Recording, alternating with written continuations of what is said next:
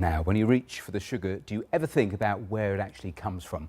Well, my next guest certainly does. Author and journalist Lainy Malkani has been on a quest to uncover the history of sugar as it relates to the journey of India's migrant workers to the plantations of the Caribbean. Her stories span several decades and 5 continents. And Lainy joins me here in the studio. And Lainy, congratulations on the book. It's had some great reviews. I read it over the weekend. Tell me a little more about why you decided to actually write this.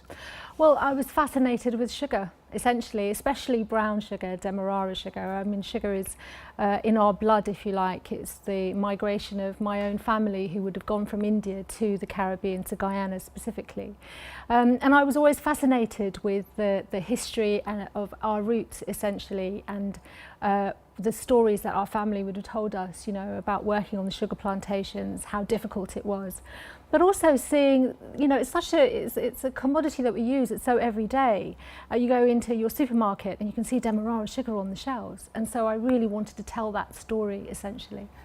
And it's not a particularly well-known story, is it? When you think of partition, you think of indentured Indian labour. I remember my schooling, I wasn't taught about either of those things. This is not a generally known story, is it? No, not at all. And it has had such an impact on British society. And that's the thing that fueled me forward also, was that this is an aspect of British history that is that's very little known about. And so I wanted to go back to the beginning, if you like. Why did they leave India? Why did they go to the Caribbean and other places, South Africa, Mauritius, Fiji and other countries, and settle, and under some very, very difficult circumstances that they lived in. So it was very fascinating. You say very difficult, I mean that really undersells it. Absolutely, because I mean your first story looks at the dark history of a chair. I know that was your particular favourite, but then you had the story of the merchant too scared to raise concerns about the maltreatment of some of the workers. You had the Natal baby, the story of baby deaths. Really, I mean, it was unrelentingly grim, really, in terms of the subject matter. Did you find that as you researched it? I did.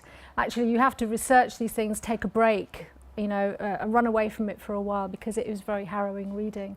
That's why I mixed it with contemporary stories based in London, perhaps. In The Berby's Chair is a harrowing story, but it's also reflective of what life is like now for the descendants of those Indian workers. But I thought that was a good trick, actually, because with Runaway, you also had it impacting now. 1982, your story was based around 2 generations on, but still the shadow of it cast. And the repercussions of sort of the divisions that are created between 2 communities, the African community and the Indo-Caribbean community, and how they came to live together, but also the sort of the ethnic concerns and stuff that emerged out of it.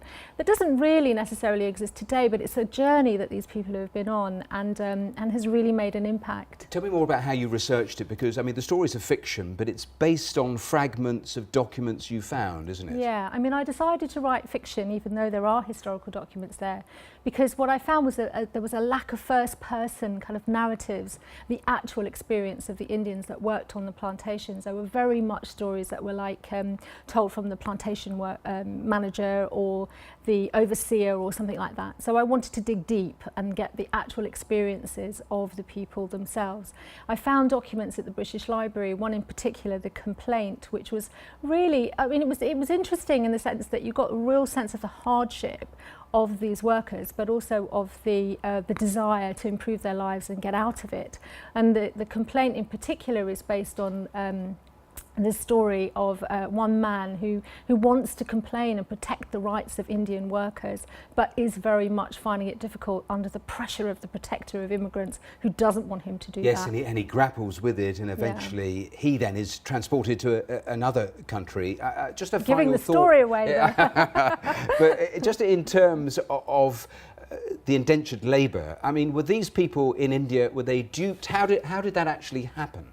As you can imagine, there are several versions of what happened. So some wanted to leave to improve their lives. Some, they couldn't speak English, they were not aware of the language, and so just literally signed pieces of paper, documents that contracted them for 5 years to go and work in a faraway land, not really expecting and never being told how difficult life was like, what they were to expect. How long is 5 years? You know, I mean, for a number of these workers, they had absolutely no idea what it was they were going to.